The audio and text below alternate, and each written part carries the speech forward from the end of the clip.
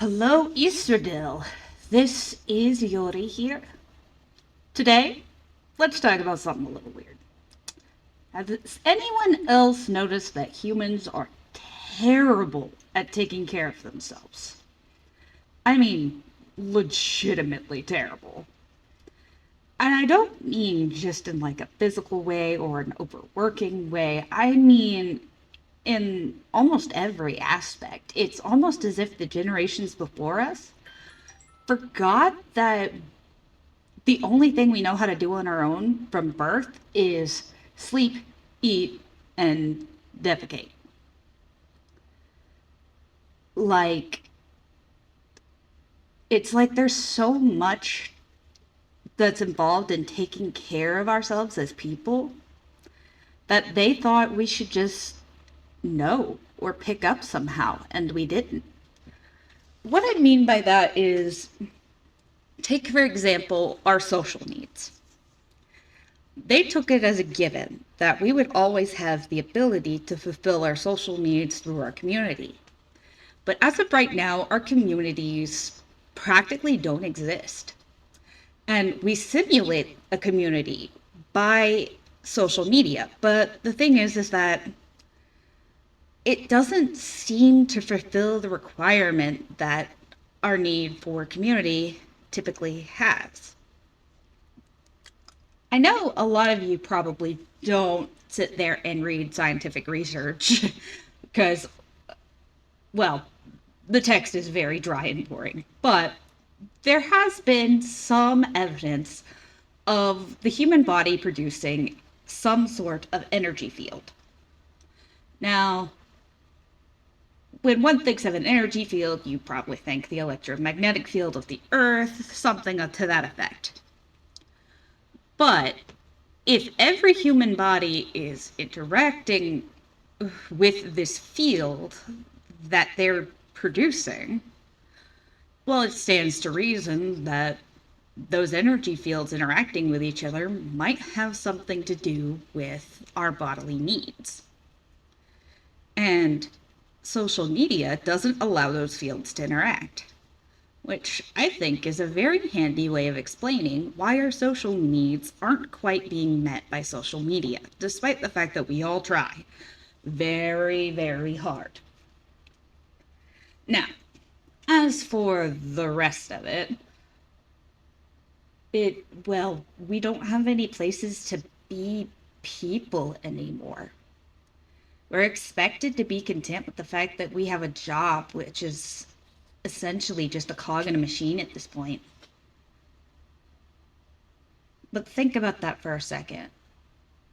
Where are we allowed to be people, to be ourselves without spending money, without, being expected to mind our own business?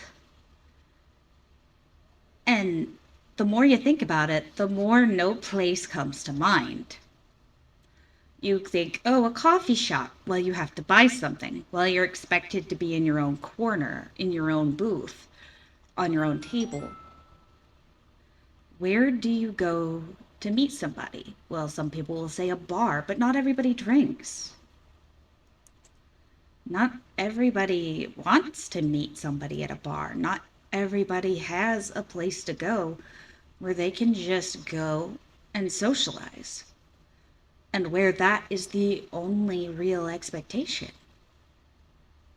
So a lot of people turn to social media, and it's not enough, which I think feeds into the whole social media craze because we're so desperate for that sense of connection, for whatever it is that we get from our energy fields interacting that doesn't get to do on social media, that we think what we need is more social interaction when it isn't. We just need the right kind.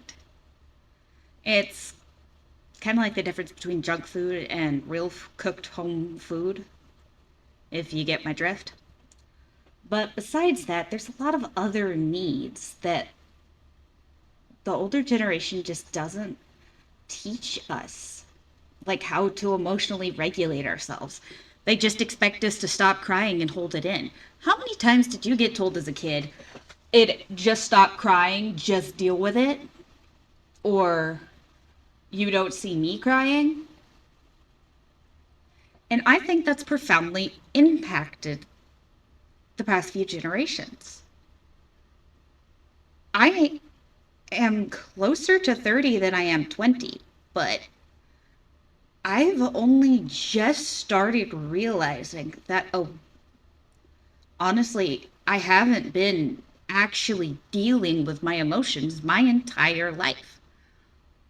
Real emotional regulation means that at some point I have to sit down and let myself feel things. I have to drag all that back up and actually let myself feel it because otherwise it doesn't go away. It just festers in the background, eating up my energy until I actually sit down and uncork the bottle and deal with it. My friend is so scared of her own emotions that she doesn't self regulate, and it's bad for her. I can have these explosively angry episodes. I never hurt anybody, but that doesn't mean I don't turn into a right bitch to be around. And then men are even worse off because, well, they aren't taught the same emotional regulation skills women are. They bottle it up even worse than we do. And then let's just say testosterone, that chemical, that hormone is a bitch. And men, to any of you who think, well, you've got your hormones, do you want to know what makes us cranky and angry and an outright bitch during our time of the month? A sharp increase in testosterone. So, shed it. Anyway, so we've got all this stuff. But then we've got stuff like actually feeling useful in our day to day lives. Most of our jobs nowadays are either stuff we hate doing or stuff that's made up that a computer could be doing. Think about this for a second. If a job could be handled by a computer, yet you're doing it, the job is made up. And I don't think people realize how much feeling useful is an immense part of your mental health. Everybody's talking about this. Oh, well, in my day, not everybody was depressed. Yeah, you want to know why? You actually felt useful. You felt like a person. You were allowed to be a person. You could go and make friends. You could socialize somewhere. You probably went to barbecues at other people's houses, knew the lady across the street from you. I don't know my neighbors' names.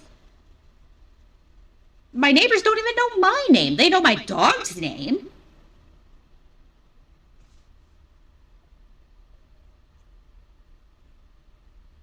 I don't know anything about the lady on the other side from me besides the fact that she had a fluffy outside cat that was miserable in the summer. And now she's got this huge Great Dane. He's still a puppy, but he's huge. But this is ridiculous. Why is it that we can't fulfill a basic need? Now, some people are like, oh, you don't need it. No, you do. Human beings are not meant to live alone.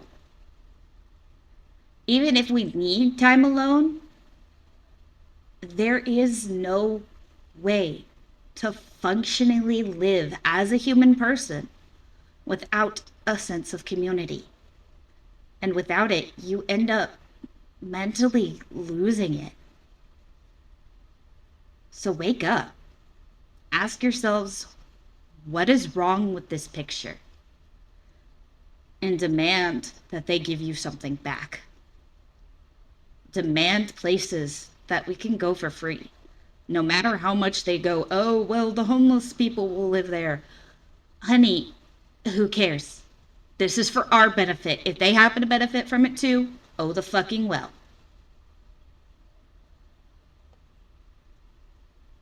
We need places to let us be people. We need space to be human. We're not machines. We're not cogs. And if they expect us to be, well, rude awakening, you're the only thing standing between them and them being in the homeless park with the rest of them. Why do I say that? Because every ounce of profit they make comes from your pocket, either from you working for them or you buying something from them. They are no different than you. And yet they're trying to squeeze every ounce of money they can get out of you. And it's sick. So wake up and ask the people who are meant to be helping us provide for our needs to give us a place to be human. One step at a time.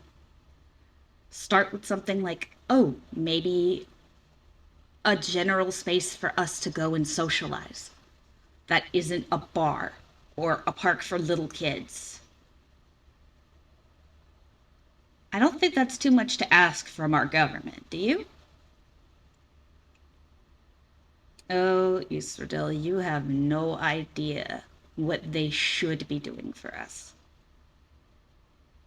Because the only reason the government's in place is to help all of us meet our needs. It was a way for us to band together, and if it's not working for us, then we need to do something about it. And for those of you asking, well, what can we do? All of us pitch in. All of us try to find something to help. But that's a topic for another day. For now, why don't we start small?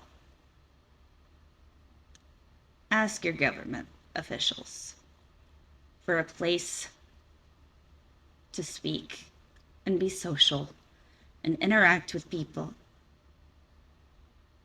so that people who are adults that aren't in school anymore, that aren't in college, can go and just meet people and be social and be human. Because I don't know about you guys, but I like being human. What I don't like is being a human forced to be a machine. Take care of yourselves, guys.